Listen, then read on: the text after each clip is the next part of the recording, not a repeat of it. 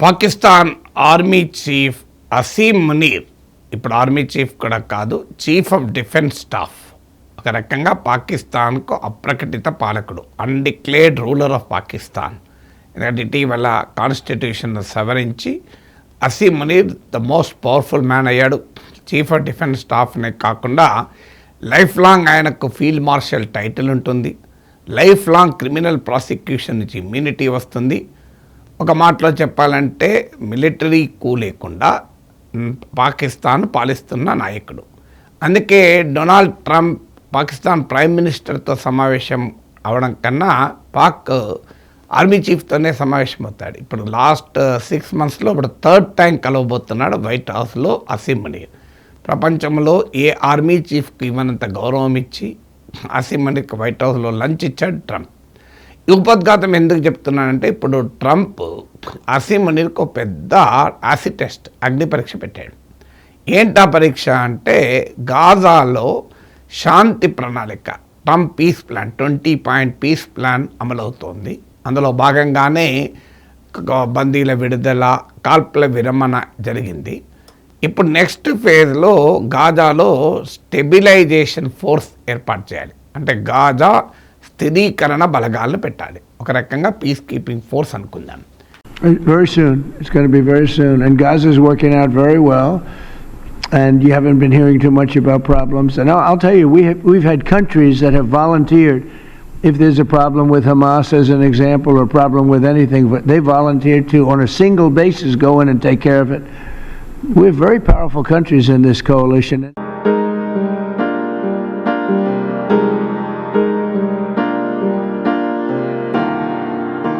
So there's work being done at the United Nations now to come up with a resolution that creates the framework internationally so that these countries who are all volunteering, as you know, Mr. President, to be a part of the stabilization force can come aboard. But they need this UN mandate in order to be able to do.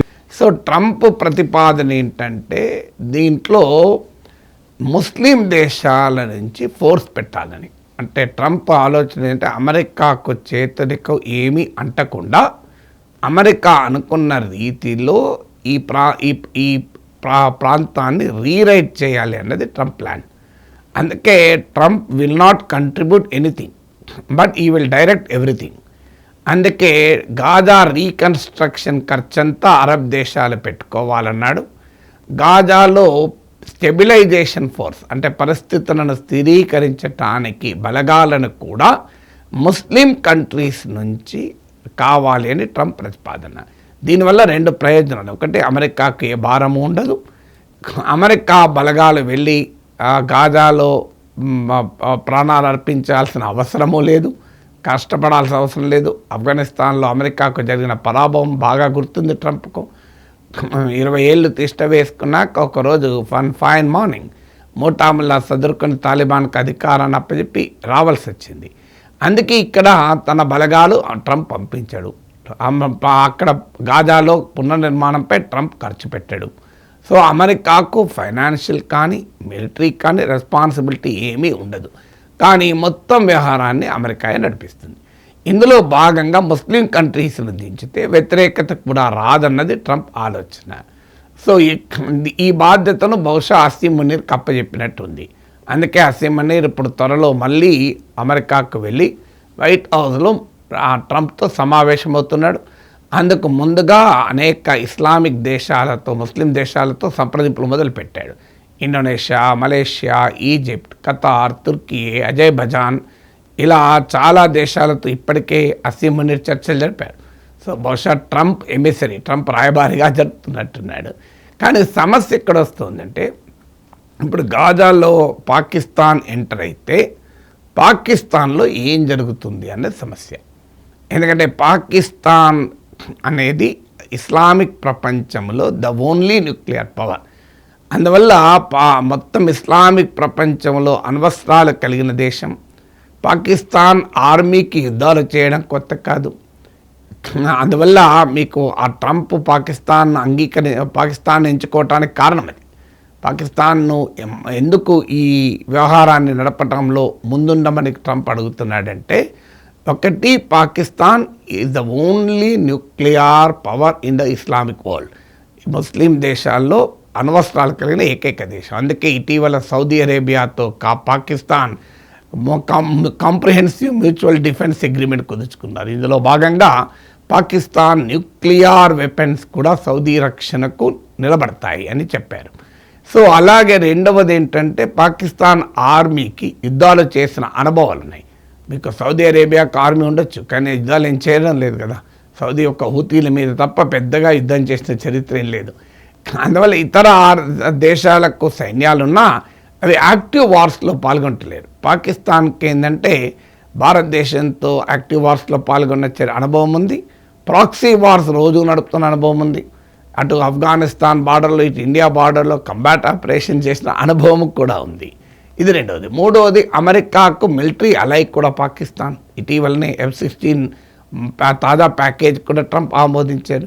నాలుగవది పాకిస్తాన్తో ట్రంప్కు transactional diplomacy ఉంది. అంటే ఇచ్చుకో పుచ్చుకో దౌత్యం ఉంది. ఇప్పుడు already Pakistan అమెరికాతో కలిసి క్రిప్టో డీల్ కుదుర్చుకుంది. అందులో ట్రంప్ కంపెనీతో ఫ్యామిలీకి 60% వాటా ఉన్న కంపెనీతో కుదుర్చుకుంది. పాకిస్తాన్లోని ఆయిల్ ఫీల్డ్స్ను రేర్ ఎర్త్ను డెవలప్ చేస్తున్నారు. పాకిస్తాన్లో ఒక పోర్టును అమెరికాకు ఆఫర్ చేసింది పాకిస్తాన్. సో ఈ ట్రాన్సాక్షనల్ డిప్లొమసీ కూడా ఉంది కనుక పాకిస్తాన్ను ముందు పెట్టి ఈ ముస్లిం దేశాల బలగాల్ని గాజాలో పెట్టాలన్నది ప్లాన్. కానీ పాకిస్తాన్కి వచ్చే ఒక సమస్య ఏంటి? ఇప్పుడు ముందు నుయ్యి వెనక గొయ్యి అంటారే. ముందు నుయ్యి ఏంటి? ట్రంప్ కాదంటే ట్రంప్ ఊరుకోడు. ట్రంప్ ఎక్సెంట్రిక్, ఎప్పుడు మెచ్చుకుంటాడో తెలియదు, ఎప్పుడు తిడతాడో తెలియదు, ఎప్పుడు ముద్దాడుతాడో తెలియదు, ఎప్పుడు చీకొడతాడో తెలియదు. సో ఎప్పుడు దువ్వుతాడో తెలియదు, ఎప్పుడు తన్నుతాడో తెలియదు. అందువల్ల బాధ మీరు చూస్తున్నారు కదా ఉక్రెయిన్ విషయంలో ట్రంప్ వ్యవహార సరళి. అందువల్ల ఇప్పుడు ట్రంప్ కోపానికి గురైతే కష్టం. సో అది పాకిస్తాన్కు భయం. అందువల్ల ట్రంప్ చెప్పినట్టు అంగీకరిస్తే ఏంటి పరిస్థితి? ముందు నుయ్యి గనక వెనక గోయి ఉంటుంది. ఏంటంటే పాకిస్తాన్లో ఇప్పటికే అమెరికా వ్యతిరేక భావనలు బలంగా పెరిగాయి. ఇజ్రాయెల్ వ్యతిరేక భావాలు ఇస్లామిక్ ప్రపంచంలో అంతటా ఉన్నాయి. ఆల్రెడీ పాకిస్తాన్లో ఉన్న ఇస్లామిస్ట్ పార్టీలు పాకిస్తాన్ ప్రభుత్వం పైన సైన్యం పైన పోరాడుతున్నారు. మీరు రాజీ పడుతున్నారు అని ముస్లిం ప్రజల హక్కుల్ని తాకట్టు పెడుతున్నారు అమెరికా దగ్గర, ఇజ్రాయెల్ దగ్గర అని తీవ్ర వ్యతిరేకత వ్యక్తమవుతోంది.